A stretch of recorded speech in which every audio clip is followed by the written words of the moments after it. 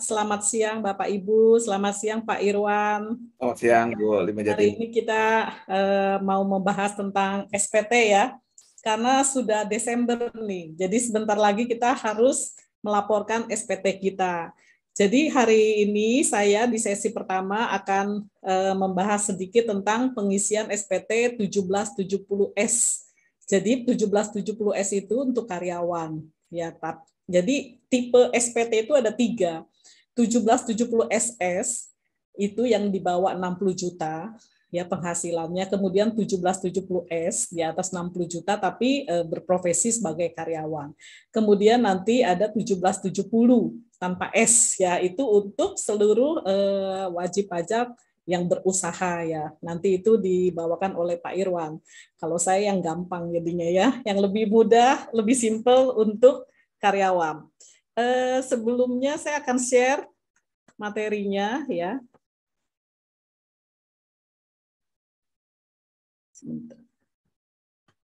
Terlihat nggak? Terlihat nggak? Terlihat, Bu. Terlihat ya. Jadi iya. Untuk karyawan. Nah, jadi kalau untuk 1770S itu untuk berpenghasilan 1 tahun lebih dari 60 juta. Nah, pengisian ini sebenarnya relatif mudah. Jadi hanya memindahkan formulir 1721A1 yang diberikan oleh perusahaan. Jadi sebagai karyawan kita sudah ada tuh bukti potong dari perusahaan ya. Jadi pengisian SPT sekarang sudah mudah dilakukan online atau pakai e-form ya.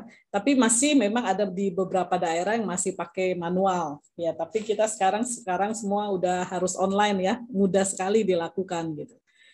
Nah, sebagai karyawan mekanismenya ini adalah dipotong oleh perusahaan. Jadi gaji yang dibayar setiap bulan oleh perusahaan dipotong ya, jadi gaji kita dipotong pajaknya. Nanti karyawan yang memperoleh penghasilan tidak ada kewajiban pajak lagi kalau memang penghasilannya hanya dari gaji, kecuali nanti ada penghasilan lainnya ya, jadi baru itu nanti menambah jumlah pajak pada saat akhir tahun ini ya, pada saat SPT harus menambah.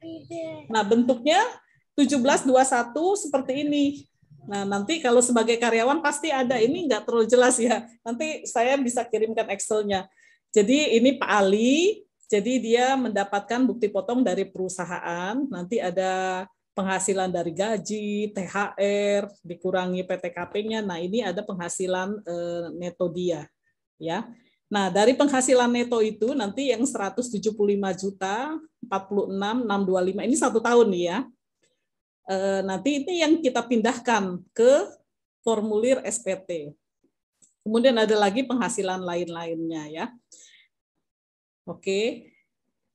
Nah, ini contoh pengisiannya. Nanti di akhir acara saya berikan Excel-nya karena ini pemberitahuan dulu ya. Jadi sekarang sih semuanya udah online. Jadi kita udah nggak perlu ngisi-ngisi nih nama NPWP, udah otomatis tercreate otomatis dari DJP online ya, dari e-form atau yang pakai online. Kemudian nanti setelah pengisian biasanya kita pengisian dari lampiran dulu. Cuma ini saya jelaskan dari depan ya. Kita udah isi penghasilan, kita pindahkan dari penghasilan di 1721A1, kemudian kita isi PTKP. PTKP berdasarkan tanggungan. Jadi tanggungan di sini maksimal 3. Ya, bisa anak, bisa orang tua, bisa anak kandung atau adopsi ya, atau mertua ya yang tidak memperoleh penghasilan. Jadi kita pindahkan ke form 1770S ya. Jadi di sini ada PTKP-nya 67.500.000 karena statusnya adalah menikah dengan 2 tanggungan ya. Oke. Kemudian setelah itu nanti setelah dikurangi PTKP kita akan menghitung pajaknya sesuai RUU yang baru ya, Undang-Undang Harmonisasi Perpajakan ya.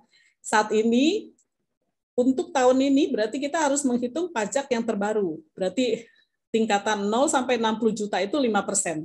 Jadi selisih dengan yang lalu ya. ada perbedaan. Sebelumnya 0 sampai 50 juta itu 5%, sekarang sampai 60 juta 5%.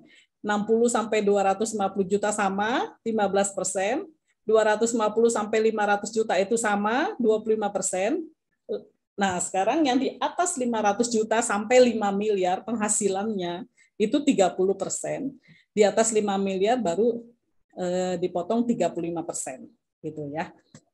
Oke. Nah, kemudian kita memindahkan tadi ke lampiran yang ada di Form 1770 ya.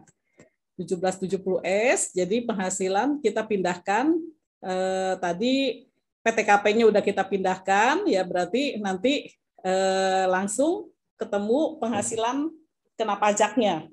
Terus kemudian dihitung pajaknya 10.131.900 ya. Nah, mekanisme pembayaran pajak ini kan berdasarkan pemotongan oleh perusahaan. Jadi kalau karyawan yang hanya memperoleh satu penghasilan, ya udah berarti nggak ada tambahan lagi. Tapi kalau ada yang penghasilannya ada tambahan, ya contohnya dia ada penghasilan lain-lain, ya nanti kita akan menambah jumlah pembayaran pajak. Seperti Pak Ali ini, dia ada penghasilan tambahan, ya. Jadi dia harus membayar pajak 2.250.000 karena ada nanti saya sampaikan ya penghasilan tambahannya dari mana aja gitu ya.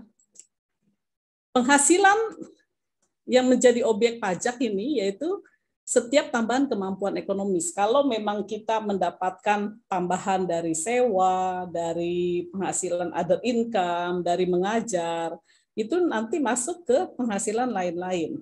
Ya, selain dari gaji yang kita terima, ya. Nah, di sini Pak Ali ini mendapat penghasilan dari sewa 15 juta, ya. Kemudian beliau juga ada penghasilan dari warisan 50 juta, tapi warisan ini tidak terhutang pajak ya. Jadinya yang kita masukkan nanti yang hanya 15 juta ini saja, ya.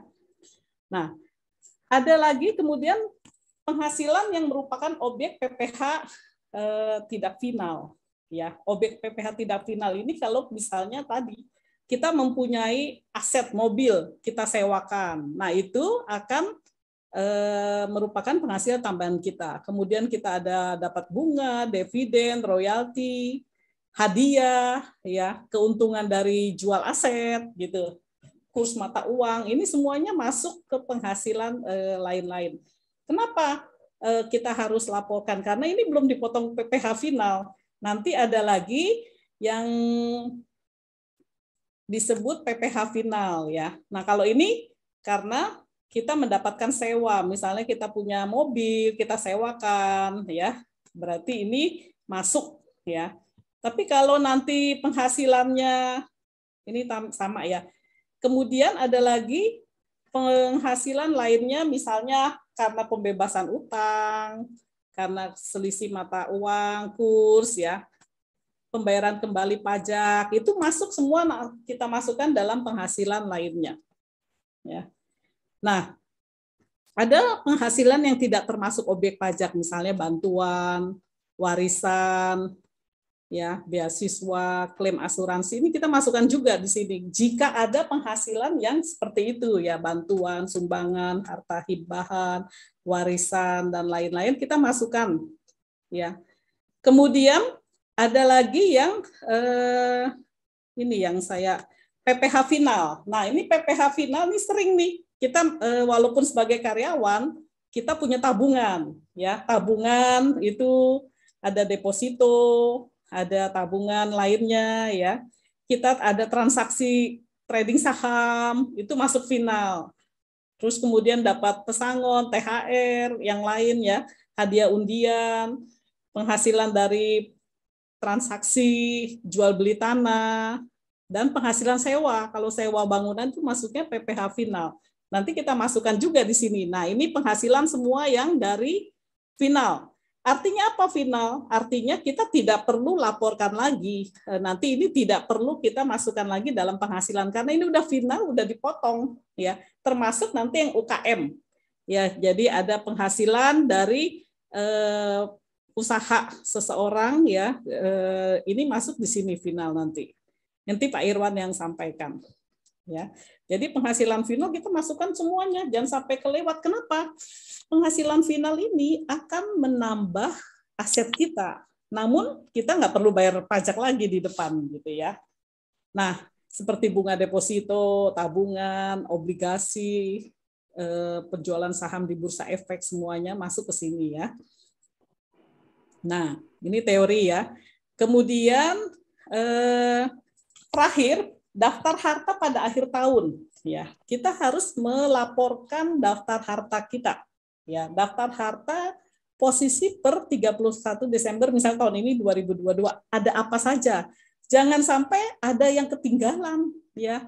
Jadi semuanya dimasukkan. Apakah itu uang tunai, deposito, tabungan yang lainnya, ya saham, kemudian asuransi, kemudian ada motor, mobil, tanah, jangan sampai ketinggalan gitu ya. Karena kalau nanti sudah terkonek ke kantor pajak, kok ini rumahnya 2 tapi lapornya cuma 1, lupa ketinggalan misal, wah bahaya gitu ya. Jadi jangan sampai ketinggalan, semua aset kita masukkan ya. Apalagi sebagai karyawan, kalau sebagai karyawan penghasilannya sudah dipotong pajak semua, jadi nggak usah khawatir, masuk memang semuanya, jangan sampai ketinggalan. Tabungan juga harus real per 31 Desember 2022 ini kita lihat. Nanti setiap akhir tahun langsung kita print tabungan, deposito posisinya, asuransi, trading saham yang investasi itu semuanya posisinya kita minta. Kenapa? Kita mau masukkan semua dalam SPT, itu penting ya. Nah, jadi harta ini dimasukkan semua ya. Nah, ini di sini kita masukkan uang tunai, tabungan, ini bisa berapa lembar ya. Kalau yang asetnya banyak bisa berlembar-lembar gitu ya. Kalau tanah, bangunan kita biasanya kasih keterangan NOP nomor berapa, tabungan rekeningnya nomor berapa gitu ya. Mobil nomor polisinya berapa. Kemudian hutang juga jangan lupa kita masukkan hutang. Misalnya ada hutang kartu kredit, hutang leasing, kredit motor, kredit mobil, masukkan posisi akhir tahun ini berapa harus minta. Ya kadang-kadang orang suka males minta, tembak aja, wah itu jangan ya. Jadi kita harus real, benar-benar pada saat akhir Desember ini nih ya. Kita harus lihat nanti posisi hutang kita berapa, posisi saldo kita tabungan berapa, aset kita berapa, jangan sampai ketinggalan. Ini yang sangat penting nih ya. Kemudian jumlah tanggungan anak atau orang tua ya di sini. Tanggungan maksimal 3 orang. Kita cantumkan namanya siapa, posisinya sebagai misalnya istri, anak, ibu rumah tangga atau pelajar. Ini kita masukkan semua ya. Sudah sebenarnya kalau untuk 1770S seperti itu, simple ya. Nah, ini digunakan untuk melaporkan setiap piutang atau kewajiban utang akhir tahun ya.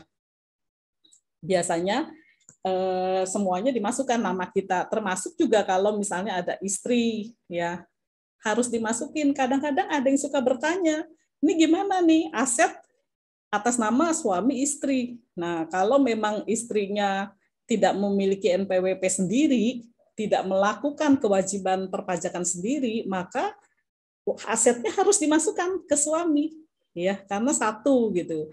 Nanti ada kolom di situ kalau istri bekerja hanya dari satu penghasilan, ya, dari satu penghasilan tinggal dimasukkan di satu kolom itu penghasilan dari istri, gitu, ya. Nah, ini untuk pelaporan ya, kalau denda lapor untuk wajib pajak orang pribadi ini kena 100.000, termasuk sama yang 177S ya. Kemudian kalau tidak lapor SPT, tidak menyampaikan surat pemberitahuan SPT, ya ini bisa saja dipenjara ya, dipidana gitu, penjara. Biasanya ada teguran karena seseorang sudah merupakan wajib pajak tapi tidak melaporkan, tidak melakukan kewajibannya gitu. Jadi bisa didenda paling banyak 4 kali dari pajak terhutang gitu ya. Oke.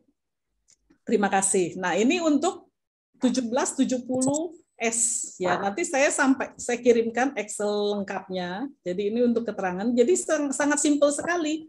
Jadi hanya 3 lembar saja gitu. Jadi induk, lampiran 1, lampiran 2 gitu. Simple. Nah, nanti yang agak lebih perlu pencernaan itu di 1770 karena nanti yang Pak Irwan sampaikan, karena kalau usaha kan banyak macamnya ya. Nanti ada apakah usaha UMKM atau usaha lainnya ya. Saya rasa demikian Nat kalau yang 1770S ya, sangat singkat ya. Kalau nanti ada pertanyaan bisa dipersilakan. Terima kasih. Baiklah, terima kasih Bu Lima Jatini atas sharing ilmunya kepada kita. Sampai saat ini ya, terakhir ini.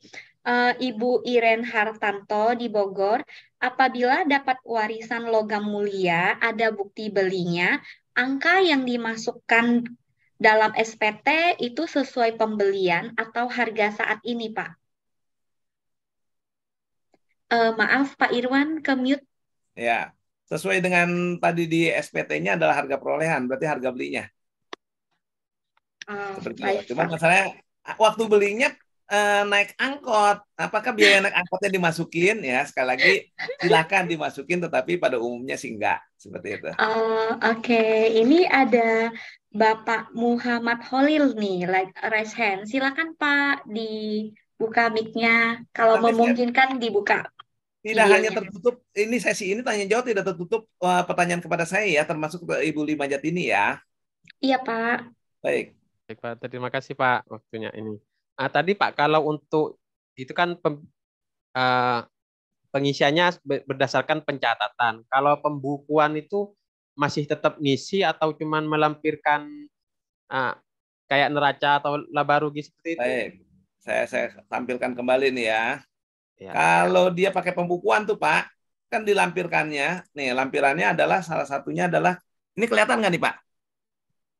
Belum Pak. Oh, belum ya. Bentar, saya berarti belum. Bentar, share.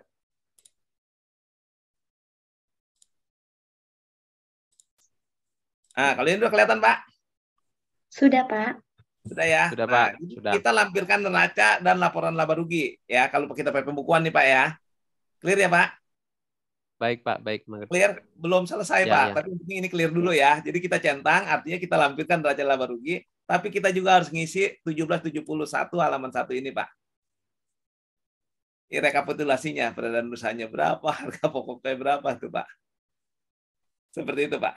Ya, jadi kita melampirkan neraca laba ruginya juga kita harus mengisi 1770 lampiran 1 halaman 1. Seperti itu Pak. Suaranya putus-putus ya Pak? Iya Pak, jaringan ini Pak. Tak enak di sini Pak. Clear ya Pak, pertanyaan saya terjawab ya Pak? Ya Pak, clear Pak. Terima kasih Pak. Yang lain. Baik, Pak Irwan, ada lagi nih buat Pak Irwan dari Ibu Jani di Bogor. Ya. Selamat sore Pak Irwan, mohon dijelaskan status MT, isi statusnya K atau I. Baik, kalau MT ya MT ya. MT itu kan memilih terpisah. Saya buka lagi ya.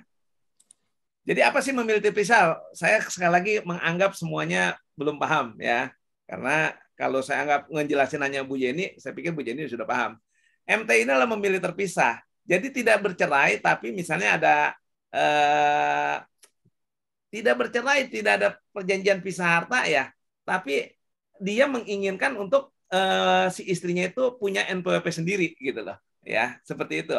Nah, masuk ke ininya, keisiannya Bu. Pengisian di induknya Pak. Ya, yang status apa tuh? Nih, sebentar ya. Di sini kan ini Bu, MT Bu. Clear ya? Halo Bu Jenny. Belum. Nih, belum. Sebentar. Belum terlihat Pak. Saya sempat stop share sih.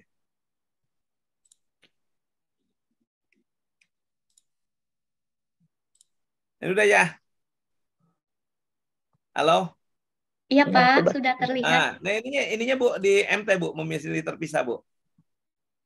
Terus yang di bawahnya? Yang Oke, di satu bawahnya itu. kalau Ibu MT maka NPWP istri atau suaminya harus diisi nih. Oh, Oke, clear ya sampai di sini ya. terus yang bawahnya? Clear. Nah, masalahnya adalah yang di sininya nih. Ya kan? Penghasilan tidak kena pajak. Misalnya dia MT kebetulan dia K1 juga ya, Bu. Ya, Oke, ininya tetap ya. Tetapi waktu dia menghitung PPh terutangnya, nanti dia ada lampiran tersendiri, Bu. Seperti itu. jadi lebih baik simpelnya tuh gimana ya? Lebih kalau yang dua-duanya sudah punya NPWP dan Nah, masing-masing punya baik. Nah, ini masuk bekerja. ke tax planning nih sebenarnya nih, bukan ke materi pengisian SPT nih ya.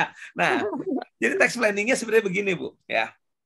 Kalau tidak ada tujuan yang lebih baik, ya, tidak ada tujuan yang lebih baik. Kalau semata-mata tujuannya untuk bayar pajak, mendingan dijadiin satu. Contoh, Jadi ya, satu berarti ya, istri nggak usah lapor.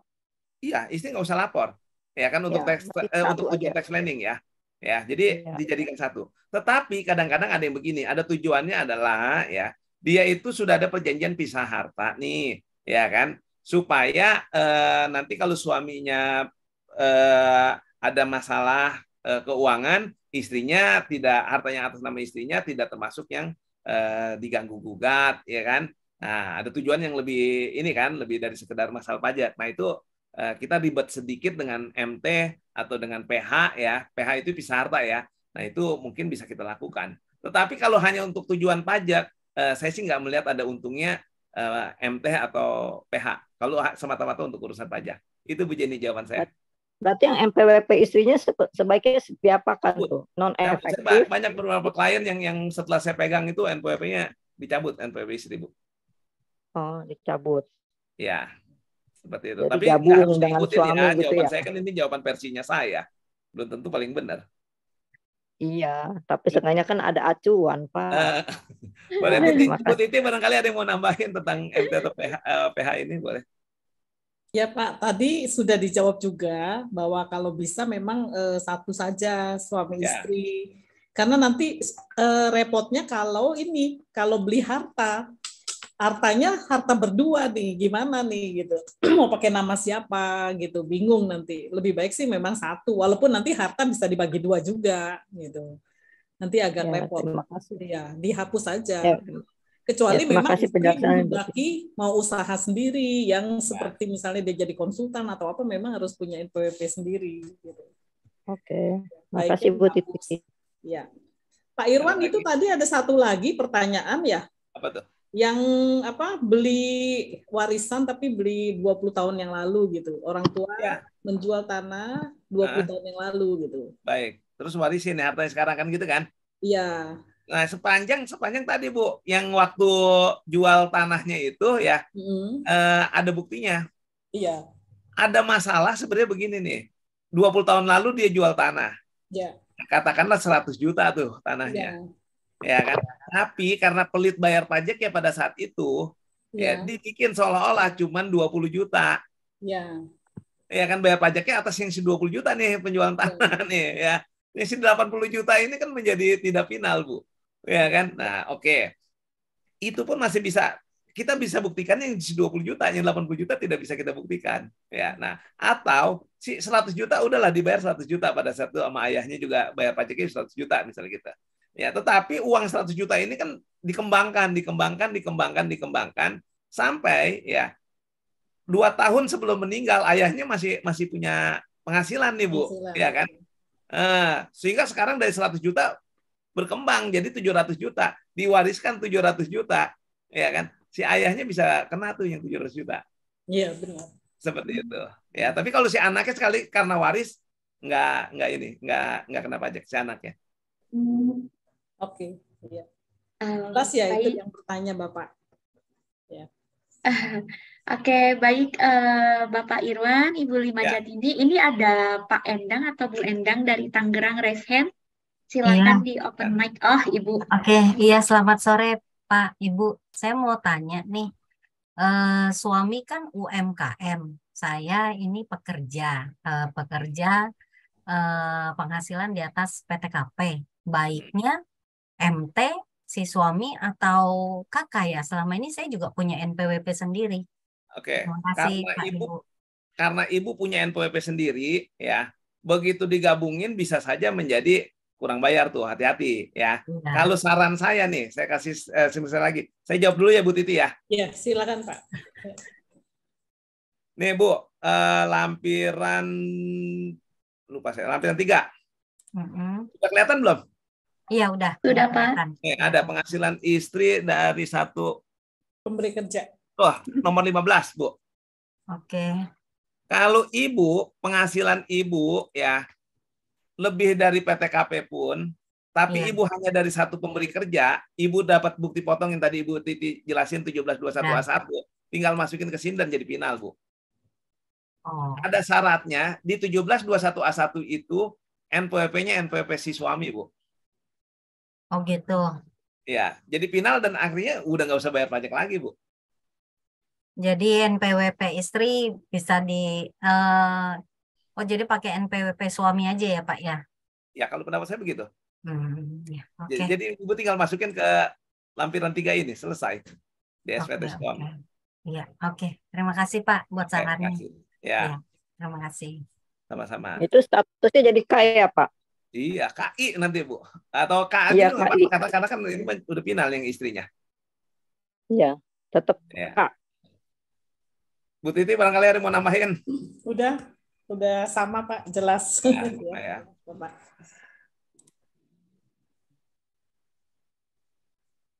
Oke. Masih ada lagi? Oh iya, dari Ibu Susiana ini, Pak, Ibu, kalau si suami RP 60 juta, istri kerja di kantor, penghasilan 70 juta lebih, 70 juta, lebih baik pakai NPWP suami atau bagaimana? Baik. Sedangkan perusahaan suami dan perusahaan istri kan harus lapor gaji karyawan. Baik. Ya, Bu Titi tolong dibantu jelasin dulu, nanti saya tambahin. Nah, ini kan urusan sama-sama bekerja nih, Bu. Sama-sama bekerja ya.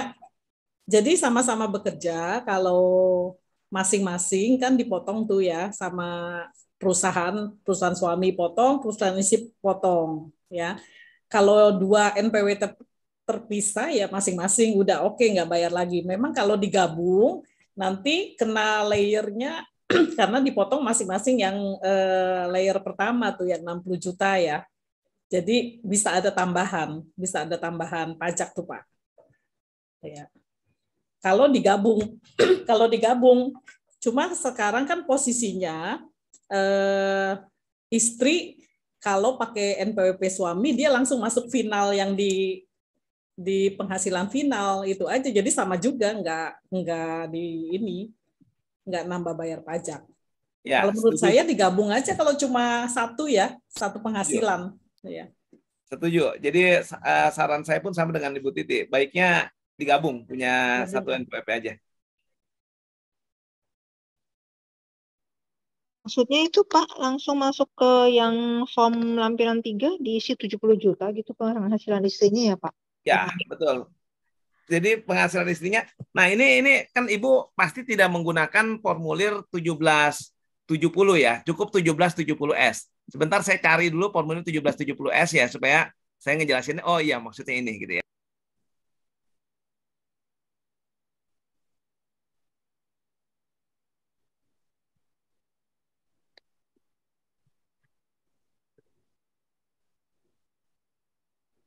Pak Irwan, ke mute mic-nya.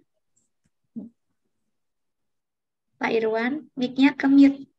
Sengaja saya mute, saya lagi nyari dulu. Oh, baiklah. Saya kira ke mute.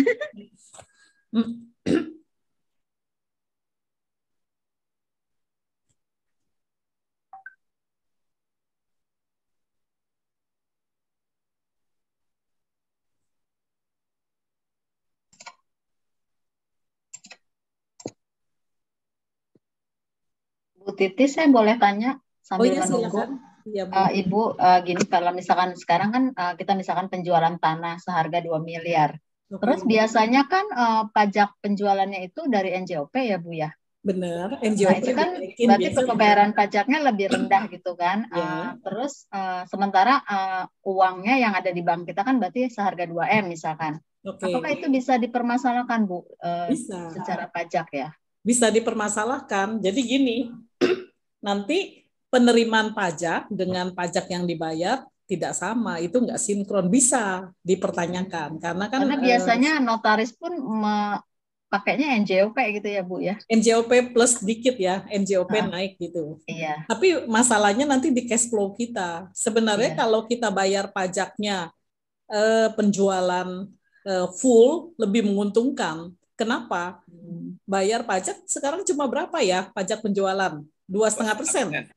Ya, Kan lebih menguntungkan, itu kita dapat asetnya misalnya 2 miliar gitu loh. Oh. Nah, itu secara aset kita bertambah daripada nanti dikoreksi, mereka kenakannya nanti pajak yang 2 miliar itu layer berapa? 30% misalnya. Wah, iya. besar. Betul. Sebenarnya sih lebih bagus ini aja, karena murah kan, pajak murah. Sesuai ini ya, sesuai harga jualnya sesuai ya. aja, nggak usah NJOP, harga jual aja, Bu. Oh iya, baik. Oke, makasih. Kalau sebagai penjual saran saya harga sebenarnya. Gitu, oke. Kita sebagai penjual. Tapi kalau kita sebagai pembeli ya untuk tax planning lain lagi ceritanya ya. Baik, saya screen share yang ini ya, yang 1770S. Nah, ini dia. Tadi bedanya yang kalau 1770 yang polos tadi lampirannya ada 4 lampiran, maka adanya lampiran 3. Tapi kalau yang S ini kan cuma 2 lampiran ya. Nah, adanya tuh yang suami istri ada di lampiran 2, S2 ya. Nah, ini bentuknya sama dengan lampiran 3 yang ada di 1770 ya. Nah, jadi penghasilan istri pun bisa dimasukin ke sini nih. Penghasilan istri dari satu pemberi kerja yang 70 juta. Kalau dia pakai NPWP suami, dia tinggal masukin 70 jutanya di sini, di kolom ini nih ya. Dan berapa PPh yang dipotong oleh perusahaan di kolom ini. Selesai. Seperti itu. Ada pertanyaan lanjutan, silakan. Itu pemotongannya Pak, kalau dari perusahaan istri berarti hitungannya sesuai dengan yang tadi di DJPN PTKP berapa itu ya Pak? Betul. Pokoknya tinggal mindahin dari 1721A1 hanya bagian penghasilan bruto dan PPh terutangnya. Enggak usah isi yang macam-macam ya istrinya. Seperti itu. Baik, terima kasih Pak. Sama-sama. Baik, dilanjut Bu. Oke. Oh, ini kita mempunyai agak banyak pertanyaan nih Pak. Oke, ini dari Pak Martin Chan. Pak, kalau pedagang eceran, barang kelontongan, UMKM, kalau pakai norma, tarifnya 8% ya? Saya tanya ini untuk UMKM yang prepare untuk perhitungan pajak pakai norma. Di tahun 2025 setelah tarif UMKM 0,5% berakhir. Baik. Bu Titi, izin saya menjawab dulu Bu Titi ya. Silakan Pak. Begini Pak siapa nih? Nah, Pak Martin ya. Ya, kita ini ada Pak Martin, iya. Ya, Pak Martin, kita ini ada di negara hukum yang berlaku hukum positif. Besok ganti presiden 2024, bisa jadi ganti menteri. Ganti menteri bisa jadi ganti dirjen ya. Sehingga peraturan yang nanti Bapak persiapkan di tahun 2025 ini belum bisa saya jawab sekarang. Kenapa? Ya, yang normanya sendiri tadi yang 8%, 12%, 40%, 50%, itu juga bisa berubah, Pak. Ya, jadi belum bisa saya jawab sekarang. Kenapa? Karena ya ketentuan setelah nanti kita itu pakai tidak lagi bisa menggunakan tarif UMKM ya, PP23 itu hanya berlaku 7 tahun tuh gitu kan ya untuk orang pribadi. Ya, nanti apa yang akan dilakukan ya, terus terang belum diatur. Seperti itu. Ya, memang sih kisi-kisinya kita bisa memilih pakai norma. Norma ini tarifnya kan nggak masuk akal ya, sehingga orang cenderung tidak akan menggunakan norma. Ya, kemungkinan sih seperti tadi Pak Muhammad katakan, kalau rugi bagaimana? Kalau normanya 30%, Pak, ya untung rugi dianggap kita untung 30%. Seperti itu ya. Jadi belum bisa saya jawab sekarang karena memang peraturannya belum ada. Itu jawaban saya Bu Natali ya, Pak Martin. Oke, baik Pak. Satu lagi nih Pak. Sore Pak, mau nanya, ini dari Ibu Melisa. Sore Pak, mau nanya, kalau istri dan suami memiliki NPWP, tidak pisah harta, dulu istri bekerja, tapi sudah tidak bekerja selama 3 tahun. Sekarang istri mulai usaha UMKM dan suami tetap bekerja. Untuk pelaporan harta dan pajaknya, apakah tetap digabung dengan suami atau dipisah? Pertanyaan saya, NPWP-nya bisa atau jadi satu? Bisa itu. Bisa ya, Bu ya? Ya, Ini, itu suami enggak. istri punya NPWP. Mana ada nggak? Ada itu di. Mau tanya, Ada kalau di istri dan kolom memiliki chat. NPWP, nah memiliki NPWP ini tidak bisa harta. Jadi NPWP-nya 2 ya? Bu Ibu Melisa, Melisa, Kan dua iya. itu. Ibu Melisa bisa buka mic-nya?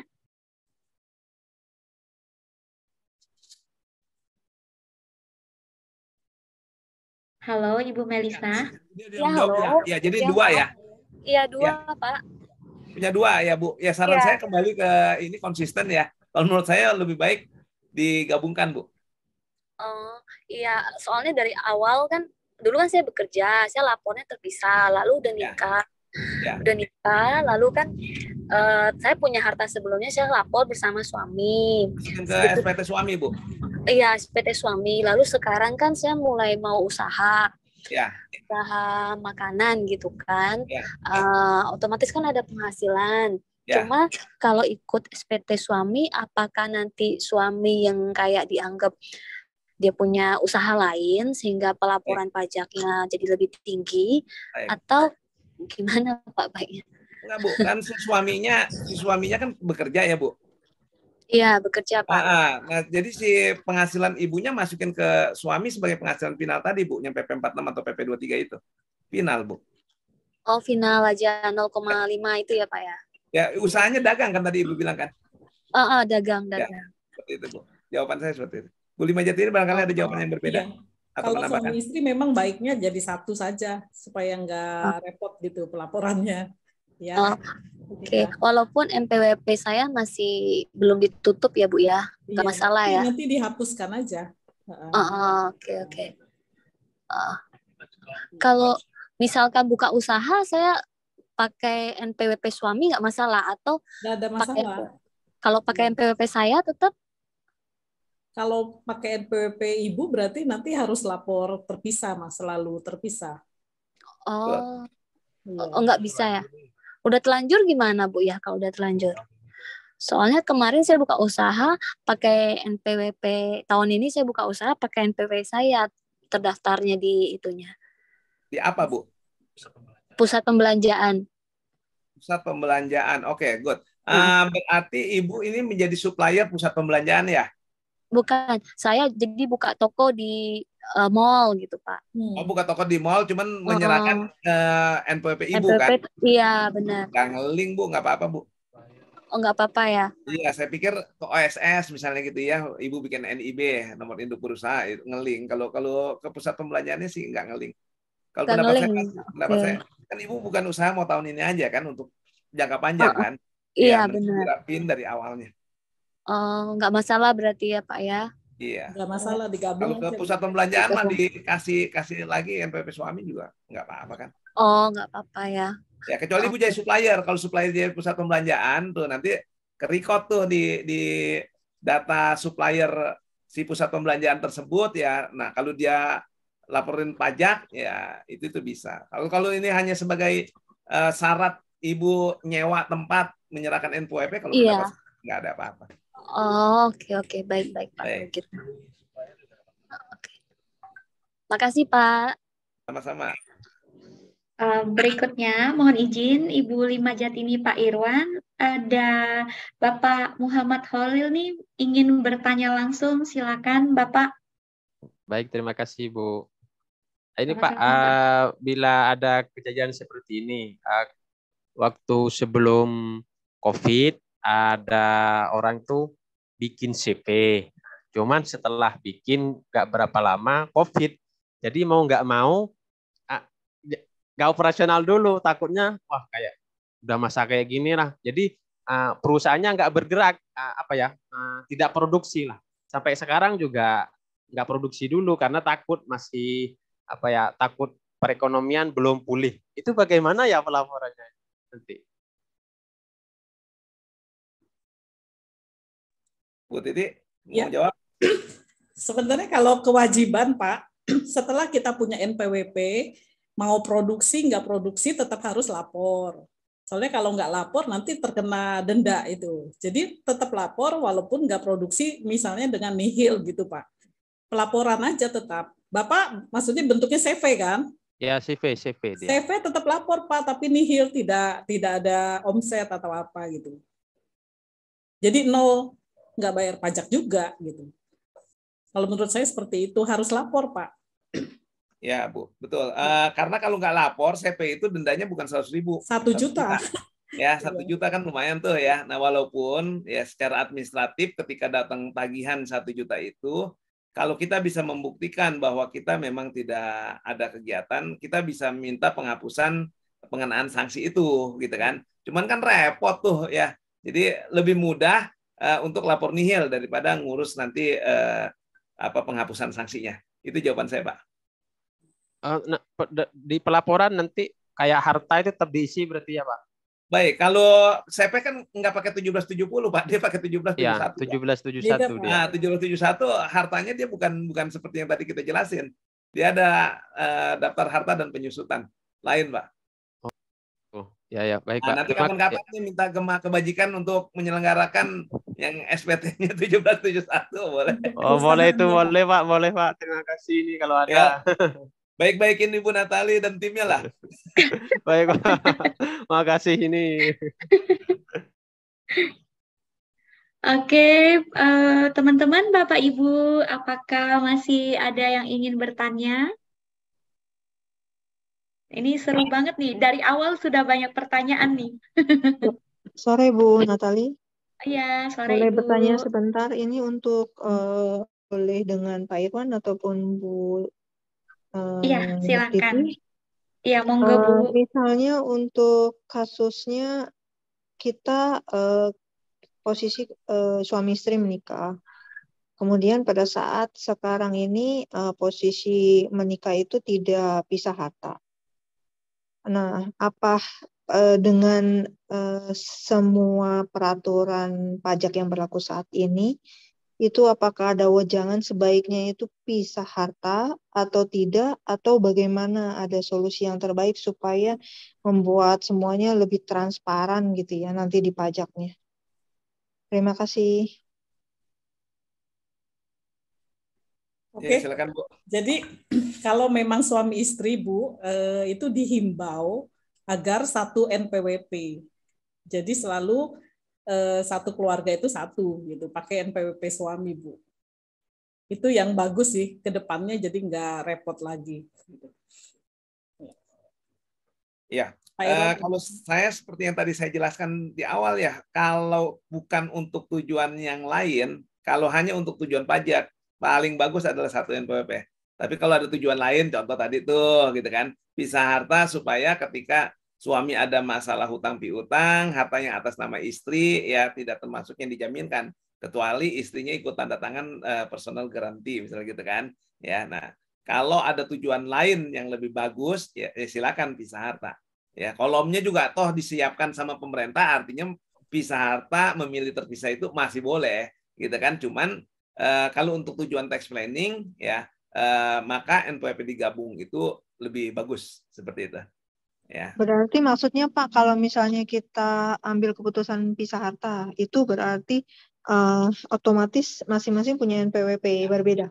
Betul, masing-masing punya NPWP berbeda, masing-masing lapor SPT masing-masing berbeda-beda ya, hartanya pun dilaporkan di SPT masing-masing.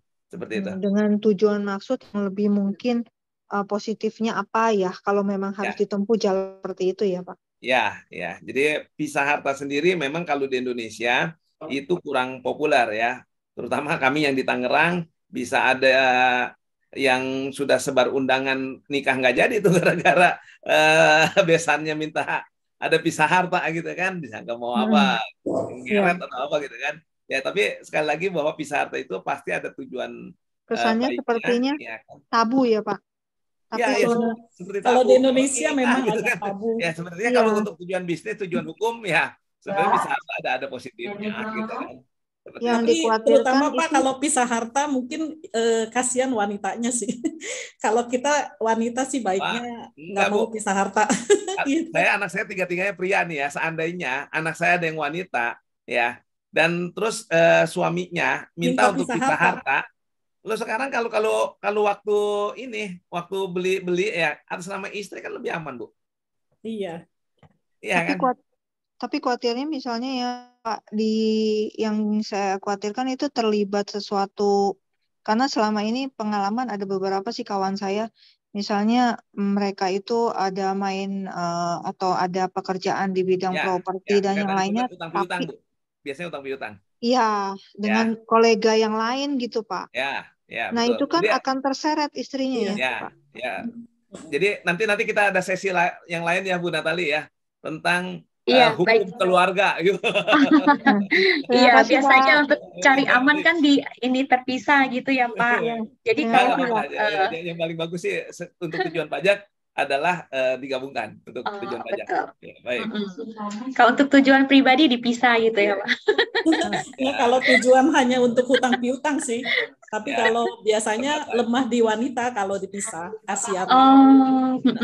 Iya, itu kita yang nggak tahu tuh, Bu Titi. Bahkan ada yang mau menikah kalau setelah pisah harta berarti kan ada yang sampai nggak jadi nikah. Jadi udah sebar undangan, Bu. Iya, berarti, maksudnya si suaminya itu nggak mau nanti dia punya tujuan tertentu ke depannya, takutnya. Ya. Karena nggak bisa dibagi dua tuh, berarti hartanya harta suami tuh. Ya. Sedangkan kalau suami istri kan maunya harta bersama gitu. Kalau harta istrinya lebih banyak, Bu Titi. Sama seperti itu. Kalau harta istrinya lebih banyak juga dia nggak mau, supaya katanya hartanya nggak ke itu, karena dia merasa ke depannya ini meritnya bisa long term atau enggak. Biasanya yang pisah harta ini ada tujuan seperti itu. Iya. Kalau nikahnya di bawah tangan berarti nggak ada surat, gimana tuh, Bu? Secara pajak nggak diakuin, Bu. Kalau tidak sah. Iya. Jadi berarti milik suami semua ya? Iya loh. Lemah di wanita biasanya. Dan di bawah tangan, tapi setiap beli rumah ya istrinya bilang atas nama aku ya Mas gitu. Tapi anak mah tetap dapat ya Pak? Nggak bisa itu. Anak itu hartanya atas nama ibu dong. Iya. Kalau suami, ini kok jadi ngerembet ke masalah hukum waris sih. Seru ya. Iya. Jadi kalau misalnya anak itu akta lahirnya dengan nama ibunya, ya harta atas nama ayahnya itu bisa jatuh ke paman, adik si ayahnya. Oh, jadi anaknya nggak dapat. Udah nanti kita seksi yang lain deh Bu Natali ya.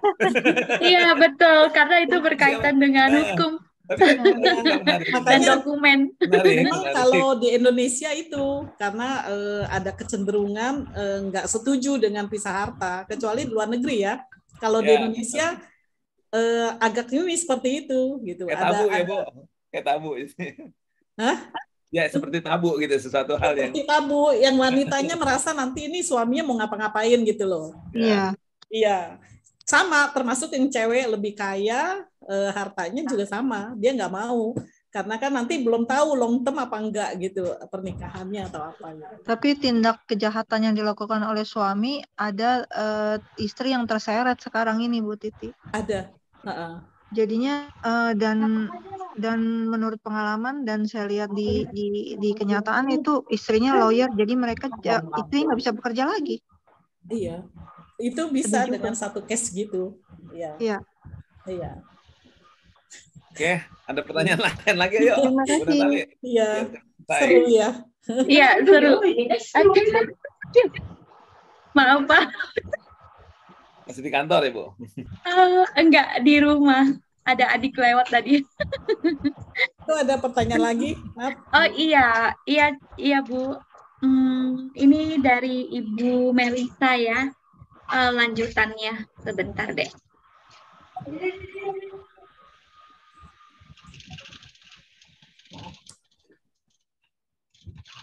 Oke. Maaf, boleh tanya lagi. Tadi kan sudah buka UMKM. Ini rencana diwaralabakan ke depannya. Misalnya, itu bagaimana ya? Bagusnya pelaporannya harus buka CV atau enggak? Gimana itu, Pak? Saya terus terang tidak memahami terlalu dalam tentang prinsip waralaba. Ya, tetapi dia itu kan sebelum masuk ke waralaba dia harus ada laporan keuangan yang menunjukkan untung dalam waktu beberapa tahun dan lain sebagainya. Harus masuk asosiasi waralaba dan lain sebagainya. Ya, tentunya bagus kalau itu bentuknya badan hukum seperti itu.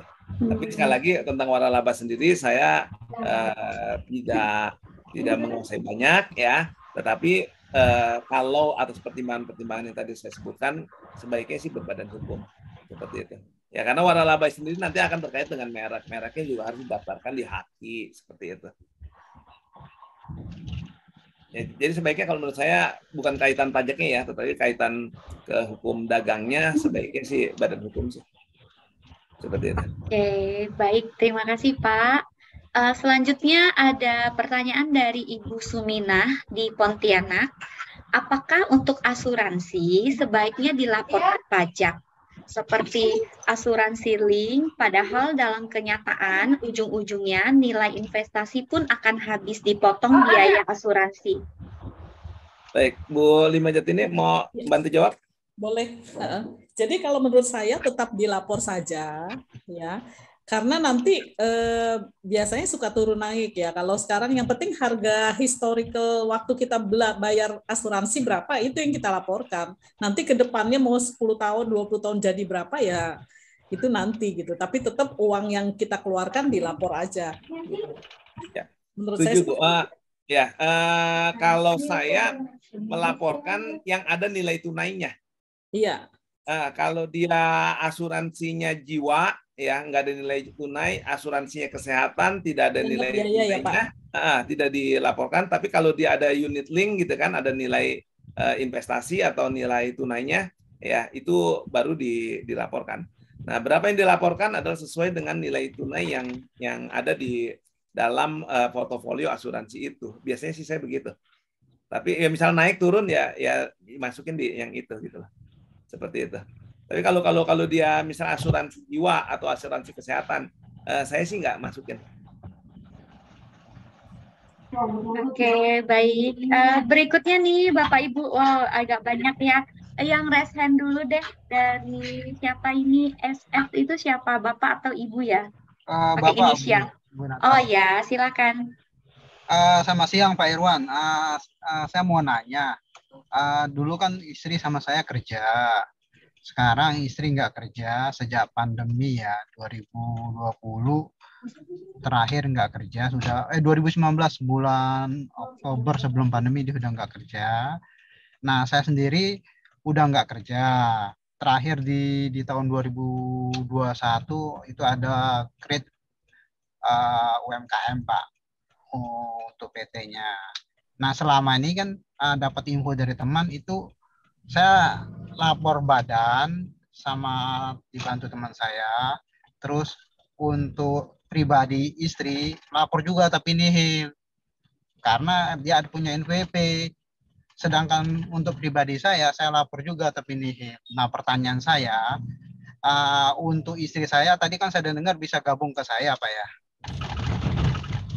Ya, halo. Bisa gabung ke saya. Nah, itu untuk gabung pribadi atau yang badan, Pak? Jelas yang pribadi, Pak. Karena suami istri itu satu entitas sebagai pribadi, bukannya di badannya, Pak. Oke, terus kalau udah ada kesalahan kemarin, kalau kemarin sudah dijalanin dua-dua tuh gimana Pak ke depannya untuk 2000? Kan begini Pak, yang penting misalnya contoh, Bapak nih tahun ini udah jalanin dua-dua, ya kan? Kan mau mulain misalnya yang digabungin tahun 2023. Ya udah pengajuan pencabutan NPWP istrinya di awal tahun 2023 aja, Pak. Pengajuan caranya gimana, Pak ya? Apakah saya langsung gabungin? Ke kantor pajak. Kantor pajak. Bapak bukan gabungin dulu. Pengajuan pencabutan NPWP istri Bapak. Ya. Istri ya. Ya, kalau gabungin itu otomatis. Oke. Itu kapan Pak ya saya ajunya, untuk sekarang atau bisa nanti tahun depan? Karena sekarang bulan Desember, sekarang juga boleh. Pasti nggak bakal disetujui 1 bulan kok. Itu bisa 6 bulan kok. Oke, selama belum disetujuin, apakah saya masih mesti lapor pribadi masing-masing? Betul Pak. Kalau sebelum ada surat pencabutan NPWP istri pun punya kewajiban tetap harus lapor Pak. Tapi dia nggak kerja Pak, ibu rumah tangga, tetap lapor. Nah ini menarik. Ya, ini menarik. Jadi gini. Kalau SPT nihil ya itu di bawah penghasilan di bawah PTKP pun itu boleh tidak dilaporkan dan tidak kena yang 1 juta tadi ya kan, sepanjang kita bisa membuktikan bahwa memang tidak ada penghasilan ya. Nah, tetapi kalau 2 tahun itu tidak dilaporkan, 2 tahun tidak ada kegiatan sama sekali, biasanya dia dinonefektifkan secara jabatan. Jadi NPWP-nya nggak aktif, bukan dicabut tapi nggak aktif. Oke, isi saya laporin semua Pak, tapi nihil kemarin. Ya, itu bagus Pak. Nggak apa-apa ya, berarti saya ngajuin dulu untuk isi saya Pak ya. Ya. Penutupan untuk NPWP-nya ya.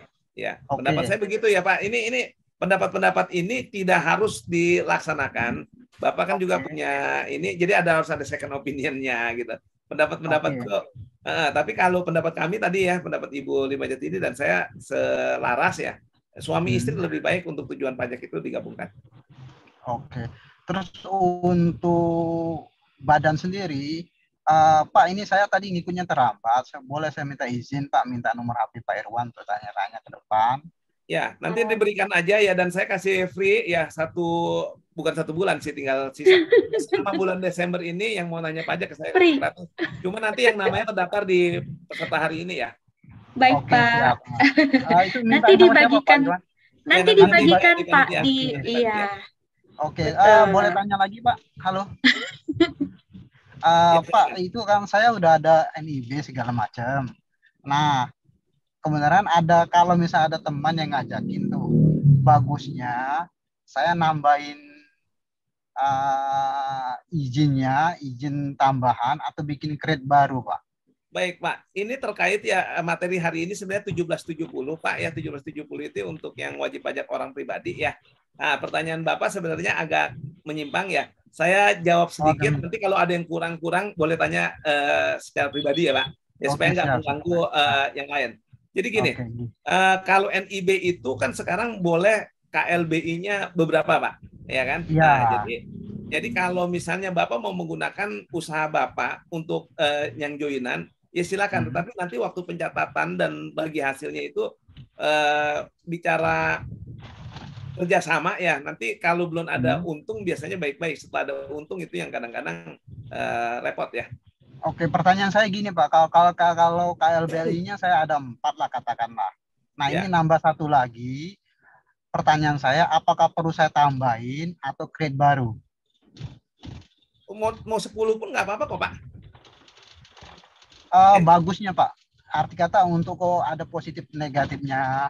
Baik, kalau ya saya ini ya untuk kasus Bapak sekali lagi nanti bisa kita japri ya supaya nggak mengganggu yang lain ya Pak. Jadi gini Pak. Siap, Kalau untuk Bapak pribadi, usaha Bapak pribadi mau 10 pun ngapain bikin usaha 2 gitu kan. Tapi kalau misalnya kerjasama itu Pak, nanti waktu dihitung-hitungannya kadang-kadang bisa jadi ribut gitu kan. Ya, itu. Nah, jadi pertimbangannya adalah bukan pertimbangan pajak, justru pertimbangan dampak dari kerjasama. Ya, selanjutnya kalau dari secara pajak ya Pak, ya ini harus hati-hati. Omset lewat dari 4,8 miliar dalam 1 tahun, Bapak sudah tidak bisa lagi pakai tarif yang UMKM. Ketika Bapak nampungin orang numpang bendera ke Bapak banyak-banyak lewat dari 4,8, ada 2 ruginya Pak. Yang pertama, Bapak dari PPH Bapak nggak bisa menggunakan tarif UMKM. Yang kedua, lewat dari 4,8 miliar Bapak harus jadi PKP Pak. Jadi bisnis Bapak besok akan kena PPN semua seperti itu. Ya, jadi kalau dipinjam bendera itu harus hati-hati Pak. Oh gitu Pak ya. Ya, nanti Bapak boleh konsultasi ya Pak. Pokoknya saya kasih free ya selama bulan Desember ini. Nanti minta ke panitia ya Pak. Siap, makasih. Iya, ditunggu ya Bapak SM. Ya, terima kasih Bu Natali, Pak Irwan, selamat sore. Terima kasih. Ini masih panjang deretan pertanyaan kita. Mau break dulu atau gimana, Pak Irwan, Ibu Titi? Ini ada beberapa yang sudah dijawab. Iya, saya bacakan ya, Pak ya. Oke. Ini dari Ibu Linda Sulistiangestu dari Bandung. Apakah untuk yayasan sosial memiliki NPWP SSH ditetapkan WP non-efektif, apakah tetap harus lapor SPT tiap tahun? Terima kasih. Bu Natali tolong diatur dong siapa yang menjawabnya supaya Pak Irwan. Oh iya. Kalau itu Pak Irwan deh. Iya, Oh, Pak Irwan. Ini saya lagi jawab yang di chat. Oh iya, baik. Ya udah.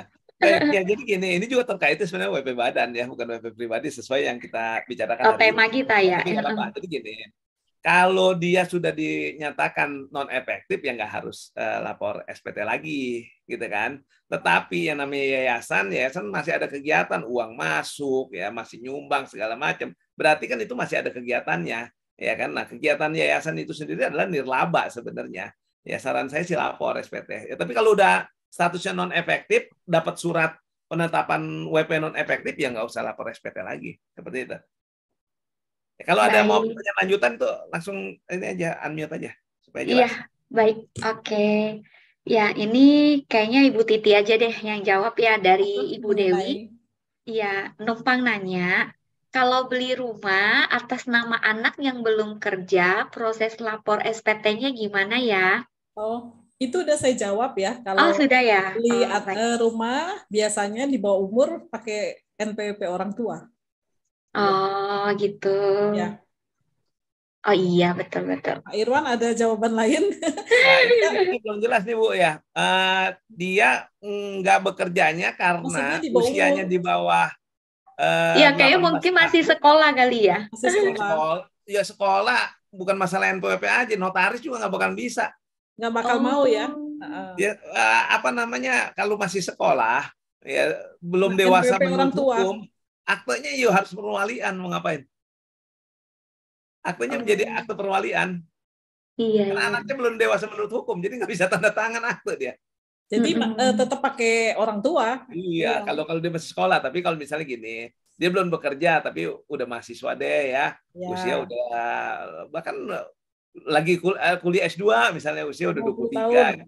Nggak punya NPWP masalahnya, bukan nggak punya NPWP. Ini nggak kerja juga punya NPWP apa enggak gitu kan ya. Sudah kuliah katanya. Sudah kuliah. Sudah kuliah kan ya, berarti kan sudah usianya 20-an ya.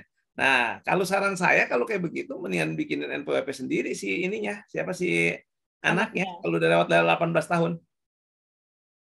Kalau lewat dari 18 tahun, menurut saya baik kan bikin NPWP sendiri. Bikinin nama anak, iya. Uangnya dari orang tua gitu. Iya, penghasilannya nanti dilaporkan kayak tadi waktu kita ngisi SPT, lapor dari hibah dari orang tua, gitu kan ya. Nah, ntar dia ada penghasilan yang tidak kena pajak, terus sama hartanya bertambah, beres kan? Seperti itu saran saya sih. Oh, Pak Irwan, berarti kalau anak kita yang kuliah terus kan ada rekening bank ya, itu kan ada saldonya uangnya dari orang tua. Itu masuk ke aset orang tua atau gimana? Ya, kalau dia belum punya NPWP digabungkan, kalau dia belum punya NPWP. Oh, masuk ke SPT orang tua. Satu kartu keluarga lu Bu sekarang Bu. Oh. Kita lacak semua satu kartu keluarga. Oh gitu ya, walaupun kita taruh rekening anak gitu ya. Ya, sekarang mereka pajak udah semakin canggih. Iya. Oke. Bukan cuman istri dan suami ya, termasuk satu kepala keluarga itu kan. Oke, ya. Makasih ya. Masalahnya gini aja, mereka mau ngelihat apa enggak. Jadi datanya udah ada semua di komputer mereka. Ya itu apes-apesan lah. Nasib ya. Oke. Ya Pak, makasih. Ya sama-sama. Wow, menarik banget nih kalau kita bahas pajak ya, baru 1770, terus pengembangannya banyak. Iya. Oke, ini juga di luar tema hari ini nih dari Ibu Erlinawati Santoso. Sore Bu Titi dan Bapak Irwan, apakah kalau perusahaan kami ada NIB, kemudian oleh notarisnya diterbitkan surat izin usaha konstruksi KLU-nya, pengecatan apakah sama SIUJK yang perusahaan konstruksi biasa? Terima kasih Pak, Bu. Wah, Pak Irwan deh ini. Yang mana nih? Yang terakhir Pak di kolom chat. Iya. Sore Bu Titi, Pak Irwan, apakah kalau perusahaan kami ada NIB kemudian oleh notaris yang diterbitkan surat izin? Saya masih belum tahu nih, bisa ini nggak Bu Erlinawati? Notaris mana bisa menerbitkan SIUJK? Sore Pak, saya dengan yang bertanya dengan Erlin. Bu, saya SIUJK bukan diterbitkan oleh ini Bu, asosiasi Bu? Iya, jadi awal di sekitar 2 tahun atau setahun yang lalu itu kita ada pembuatan surat baru. Nah, Iya, jadi kemudian notarisnya surat lah. Terus? dengan notaris. Nah, Nah, itu pernah diterbitkan dua namanya 2 dua KLBI lah. Nah, dua dua KLBI. dua NIB ya Pak. Kalau menurut saya juga kurang paham tuh. Bukan NIB-nya 2, Bu, tapi NIB-nya 1, tetapi tadi yang seperti Pak Muhammad atau siapa tadi, KLBI-nya yang beberapa atau klasifikasi Iya, usaha. iya Nah, KLU-nya Pak. ya, betul. Oke, terus? Kemudian kita nih selalu setiap kali perusahaan kami kan bekerjanya di bidang jasa pengecatan. Ya. Nah, kalau satu saat itu selalu kita dipotong PPh pasal 4 final karena tidak punya SIUJK. Sedangkan kami punya surat yang disebut dengan surat izin jasa konstruksi dengan ada barcode-nya diterbitkan dan ada tulisannya di bawahnya KLU-nya pengecatan. Nah, apakah itu maksudnya surat yang berbeda memang kemudian ada barcode-nya itu, ya itu dari OSS bukan? Betul. Nggak berlaku, Bu. Makanya SIU itu bukan SIUJK. SIUJK itu dari ini, Bu, dari asosiasi. Oh iya. Jadi kalau itu tadinya ada barcode segala macam itu namanya NIB. Oh, NIB aja ya, Pak? Ya. Dan itu cuma boleh 1 ya, Pak? NIB itu ya? Oh, NIB 1, tapi nomornya banyak boleh. Bukan nomor NIB-nya ya, nomor KLBI-nya. KLBI itu mirip KLU. Oh. Itu boleh banyak. Ya, tapi nomor NIB pasti satu usaha. Oh, oke, Seperti baik, itu. Pak. Ya, tapi yang Ibu maksud tadi ya, itu pasti bukan SIUJK kalau notaris yang nerbitin. Itu dari OSS dia. Dari OSS. Gimana, kalau menurut Bapak, kita jasa pengecatan ini tetap kita terima aja nerimo dipotong 4% final atau harus membuat SIUJK, Pak? Saran saya kalau jangka panjang dan besar sayang, Bu. Kan final itu Ibu kalau misalnya kecil kenanya 3% misalnya ya, yang non kecil misalnya 4% kan selisih 1% jangka panjang kan besar juga, Bu. Iya. Iya, kalau misalnya sekali-sekali ya cuman nilainya juga nggak signifikan ya nggak usah bikin, nggak apa-apa. Tapi kalau secara jangka panjang nilainya material mungkin bikin, Bu. Tapi sesuai dengan prosedur katanya dari by notaris harus ke Pemkot dan harus ownernya sendiri dan mengantri.